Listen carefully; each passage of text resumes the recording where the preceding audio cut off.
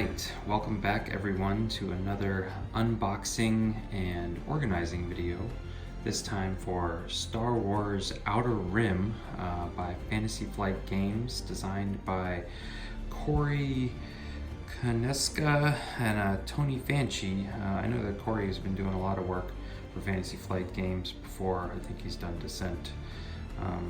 And this game is loosely based on a kind of an open sandbox game by Firefly, but it is essentially living the life, as you can see, of bounty hunters, mercenaries, and smugglers for 1 to 4 players. And pretty much, if you're a Star Wars fan and you enjoy hobby board games, this is a must-buy. Essentially, it's, like I said, it's an open world type game where you get to make your choices as to how you get to your 10 victory points, essentially, by playing, iconic characters, Jen Erso, Han Solo, Boba Fett. You get to see all the ships, and you just basically kind of work your way back and forth around this arc, deciding how you think it's best to win. So we're going to take a quick look inside the box, and then we're going to just talk about how best to organize the game. So, as you can see, as always, Fantasy Flight catalog, and then their pretty standard learn to play manual and rules reference. Those are pretty standard from Fantasy Flight now. A decent stack of cardboard chits and tokens, and here you can see now pretty well all the different characters that they have in the game. So you can play up to 6 players, but they actually give you 12 people to choose from. That's Dr. Aphra, Bosk. I'm honestly not sure who this is. Lando, Han, Boba Fett, IG-88, of course, Jen Erso. So pretty good selection, and obviously, they leave the door open for some expansions. But first thing I'm noticing here is that there's a lot of little chits and cardboard pieces, and there's only this big open space to put them. They do come with unique dice. These are actually just X-Wing dice, if you are familiar with Fantasy Flight, but they're gold. They're kind of marbleized. And then just the standees. A whole bunch of cards. The game is pretty much just kind of turn over cards and do your thing. So there's a lot of cards in this game, but that's what enables you to create an open sandbox game, because all the cards give you their all the different scenarios and everything. Then you've got some pretty nice player boards here. You can see that they're double layered, so you can fit some things in here and fit your player card underneath here. Sorry, didn't even realize I had these upside down, but there's your player boards. Those are wrapped up together. And then your ship cards. As you can see, they of course have the iconic modified YT-1300 light freighter, but if you complete the ship goal here, you can see which says if you have either 2 mods or 1 mod and the Chewbacca crew deliver 1 cargo to gain 1 fame, flip this sheet, you get the Millennium Falcon. So you can see that it truly is like becoming, here is the infamous Slave 1, but it starts out as the Fire Spray 31 patrol craft. And you get the job done, and all of a sudden you get Slave 1. So there's Bosk's ship, Hound's Tooth. Not really sure who belongs to that. Oh, IG-2000, that must be IG-88's. Heavy Duty Lifter, the Archangel. Not familiar with that either, so. Shadowcaster. Anyways, we'll go through. Moldy Crow. And the Valorous. So And then all the rest of these are the starting ships. So anyways, I'm gonna pause for a moment and punch out all of these chits and everything so you guys can see exactly what this game entails. So we'll be right back. All right, so what you're looking at is everything that was punched out of the cardboard tiles.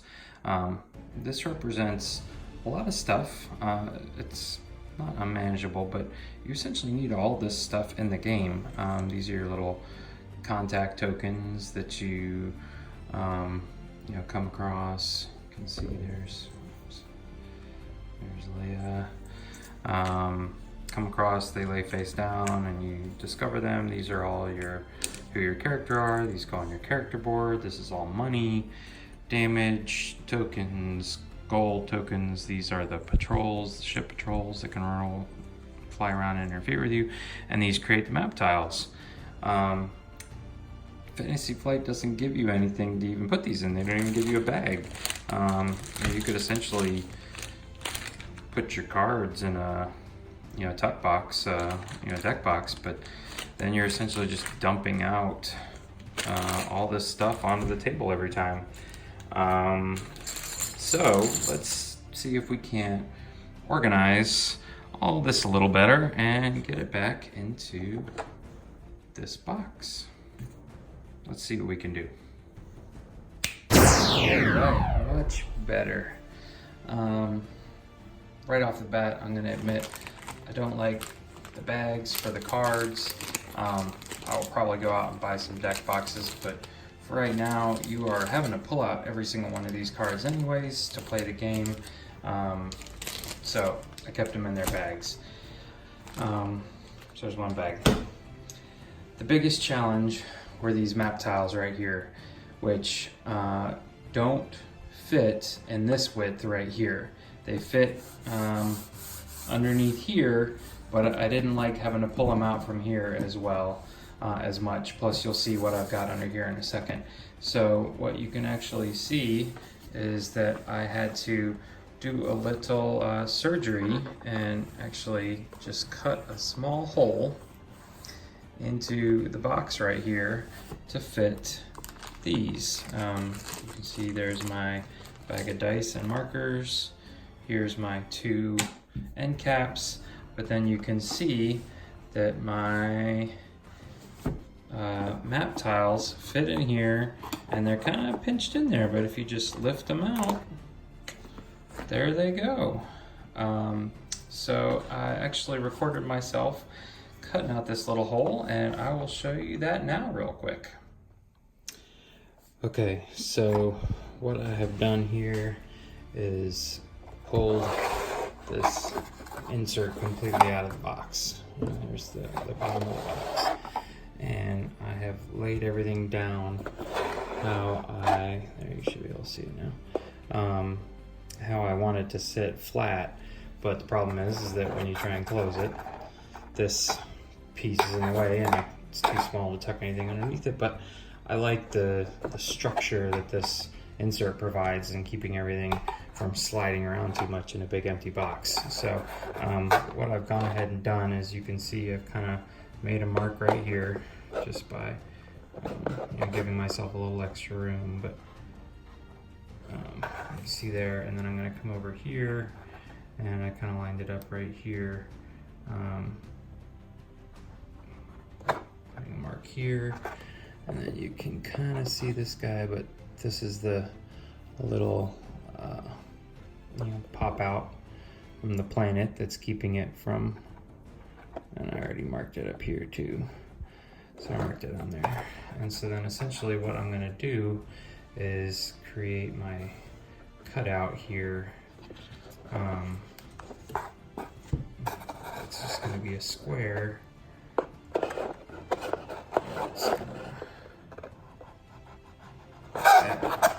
So you can kind of see I've got my bottom line, top line, right and left. And so I'm just going to get a straight edge out. I'm going to connect all these, create a box, and then I'm going to cut it out with an X-Acto knife. So I'll be right back here. Okay, so all I've done here is just drawn out the square that I want to cut with a straight edge, and I have put down some newspaper underneath. I'm going to go ahead and make these two cuts right here, the side cuts, because they are not very long, and I'm pretty sure I can get them pretty straight here.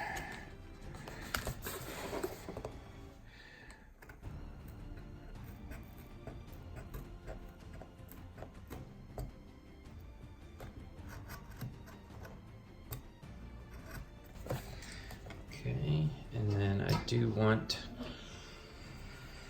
just for it to look somewhat nice, so I'm going to bring my straight edge back out here to make these cuts.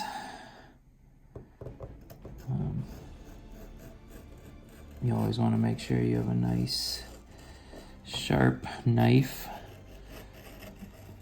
so that you get a nice clean cut.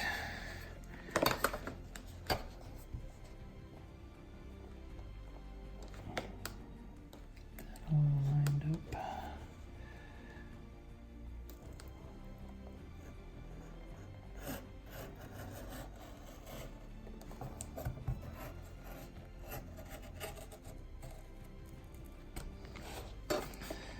All right, so this should now, well, I guess I didn't go deep enough somewhere. This cardboard is obviously thicker than I expected. Let's just take a peek at the back here, see where I've got through. Yeah, all right. Once you've made your initial cut, it's usually pretty easy to go back through it and score it through a couple times without the straight edge. There we go. Now it's popping right out. And you can come through here if you want. Just kind of clean things up.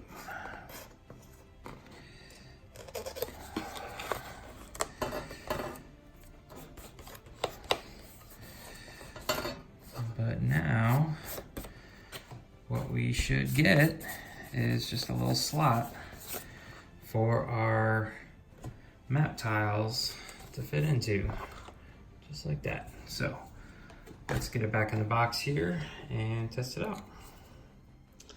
All right, so you can see I put the insert back in exactly as it comes in the box. Here you can see our little cutout that we cut out, and I went ahead and I laid down our ship cards and our hero boards. Those are sitting on the bottom so that they stay nice and flat. And here are our tile cards, just kind of put together. And these right here, these planets are what we had to account for. So we're just gonna slide those in, and look at that. They lay nice and flat, and you know, give us plenty of opportunity to put some cards on top of here. I think right now I've got, you know, my cards right here like this, something like that. But there should be room, yeah, to fit them on top like that. So there you go. That easy and that quick. And you're still utilizing the provided Fantasy Flight insert. All right, so there was just a quick demonstration of how easy it is to cut out the hole, and you can see that these they just kind of fit in there, and then they sit on top of my hero boards and my ship cards. So these are all laying flat, which is good. Mine have a slight bend to them, so I want to make sure those lay flat, and I also want to make sure that these big cards lay flat, so I put them back in that bag to protect them. And then I have the cards, so you can see how quick and easy it was to pull all that stuff out. The only other thing I have left is one of my famous bead storage containers, which has everything else that I need.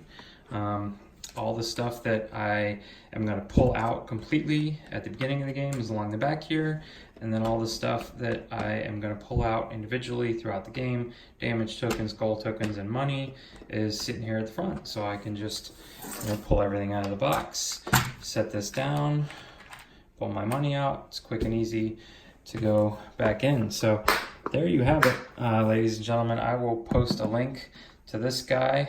He is a slightly skinnier version of one that I've used in many of my other videos, but we're talking $3.50 I think at Michael's, and I had a 40% off coupon, so we're talking a couple bucks here. And it just sits right down here like this. Throw in your ship cards, your hero boards on top. Everything's laying nice and flat. You slide these into your little cutout. Put a stack of cards there. Put this stuff in there. Put a stack of cards there. And then your instruction manuals. Bam. And everything is back in the box. So there you have it, ladies and gentlemen. If you enjoyed this video, please consider subscribing to the channel or give the video a thumbs up. And stay tuned for more storage solutions to help keep your games organized. Have a great night.